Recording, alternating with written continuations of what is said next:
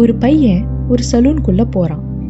அங்க hair cut பண்றவருக்கு அந்த பையனை பிடிக்காத காரணத்தினால அங்க இருந்தவங்க கிட்ட சொல்றாரு, இந்த பையன் தான் உலகத்திலேயே பெரிய முட்டாள்னு நான் உங்களுக்கு ப்ரூஃப் பண்றேன் அப்படின்ட்டு சொல்லிட்டு ஒரு கையில 5 ரூபாய் காயினையும் ஒரு கையில 2 ரூபாய் காயினையும் எடுத்து அந்த பையன் கிட்ட காமிச்சு, உனக்கு எது வேணுமோ எடுத்துக்கப்பா அப்படின்னு சொல்றாரு.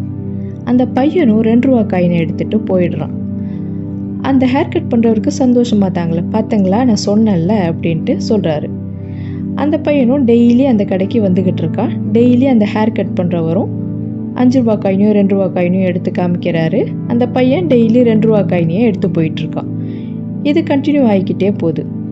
ஒரு நாள் அங்கே வந்த கஸ்டமர் ஒருத்தவர் அந்த பையனை கூப்பிட்டு கேட்குறாரு, ஏன்பா அவர் தான் உனக்கு 2 ஆப்ஷன் கொடுத்தாருல்ல, நீ 5 ரூபா காயினை எடுத்துருக்கலாமே அப்படின்ட்டு கேட்குறாரு. அதுக்கு அந்த பையன் சொல்கிறான், நான் 5 ரூபா காயினை எடுத்திருந்தேன்னா எனக்கு டெய்லி காசு கிடைக்காம போயிருக்கும்.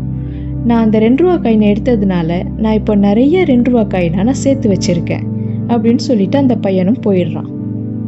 இந்த கதையில நம்ம என்ன தெரிஞ்சுக்கணும்னா, மற்றவங்கள நம்ம முட்டாளாக்கணும்னு நினச்சோன்னா நம்ம தான் முட்டாளாயிடுவோம்.